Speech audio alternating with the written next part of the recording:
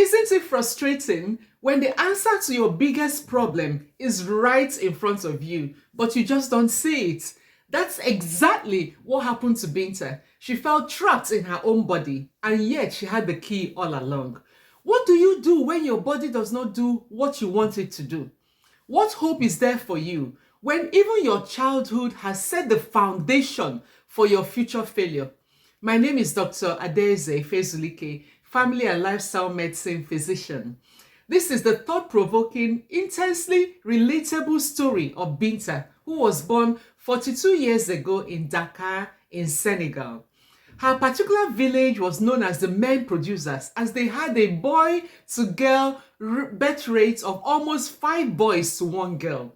In fact, Binta had an uncle who already had 11 boys, and in their bid for a girl child, had a 12th child, and it was still a boy. Can you imagine that Binta's birth was met with huge excitement and rejoicing, not just in her family, but in the whole village. People came from far and wide bringing gifts and precious clothing for the baby. It was as if they had never seen a baby girl. Such was the joyful environment that Binta had as a child. Her doting parents adored her, and her 3 older brothers cherished her. She was beautiful, she was chunky, she had plump cheeks, and Binta recalls that when she was just 4 years old, she was playing with her older brothers. One of them had said, oh, she was like a pillow. The 3 boys then proceeded to throw her from one brother to the other, ever so gently, so as not to hurt her, because they loved their baby sister so much. Binta was giggling, she was laughing and having the time of her life as she was flung from one brother to the other. But just then, there was a loud, piercing scream that startled them so much that the oldest brother almost dropped Binta. They all looked to the doorway and saw Mom standing there. Her face was aghast with shock at seeing her precious bundle being swung in mid-air. "Are you crazy?" she screamed as she grabbed Binta off her brother's arms. "Don't you ever do that again." She scolded. She was livid with anger. And that night, when father returned, Mother recounted the story with such vivid details that you would think that the boys were throwing Binta off a 9-story building. Father then proceeded to give each boy 10 strokes of the cane and warned them never to do that again. So Binta recalls her childhood with such bliss. Her school bag was always filled with tasty snacks, which her doting and adoring father bought, and which mother lovingly packed for her. It is said that food is not just sustenance, it is a gesture of love, a way to nourish both the body and the soul of those we care about. So surrounded by food, Binta developed a huge appetite, and by the time she was 15 years, she was wearing the same clothes as her mother, and her mother was a huge woman herself, because teenage clothes were too small for Binta. The first event that completely changed Binta's fairy tale childhood was just round the corner. The household was waking up on a Sunday morning when father's loud shout was heard, calling on Binta's mother. It was a chilling cry, as father was usually very soft-spoken. Terrified, Binta ran to her parents' room with her 3 brothers and found mother on the bed, lifeless, with father frantically shaking her shoulders and screaming for her to wake up. Mother had died of a massive stroke. The family were inconsolable.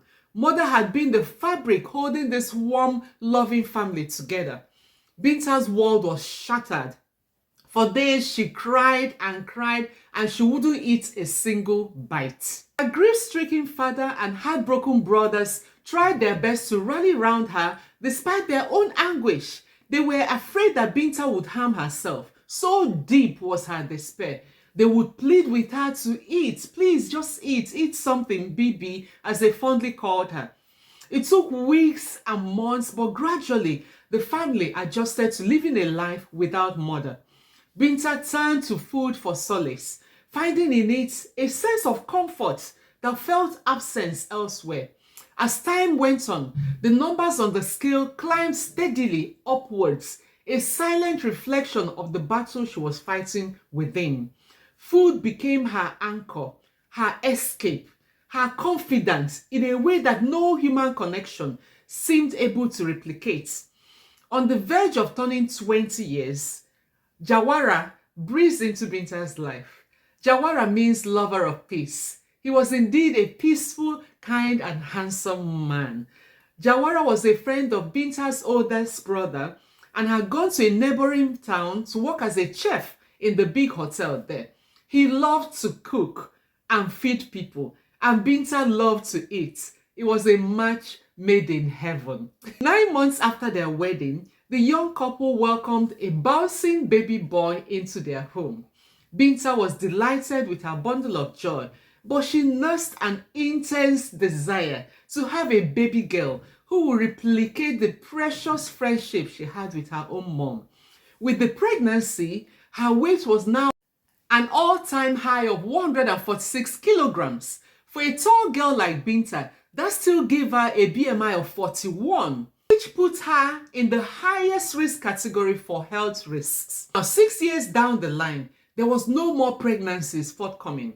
The couple were getting frustrated and worried, so they consulted the doctor. The doctor examined Binta and did some blood tests. He sat the couple down and spoke candidly to them. Binta, you are in the obese category, and this is very likely the reason for your infertility, he explained gently. Binta was stunned. She never once thought her weight could be responsible for her inability to get pregnant. But the doctor was not finished yet. The tests had also shown that Binta was now diabetic.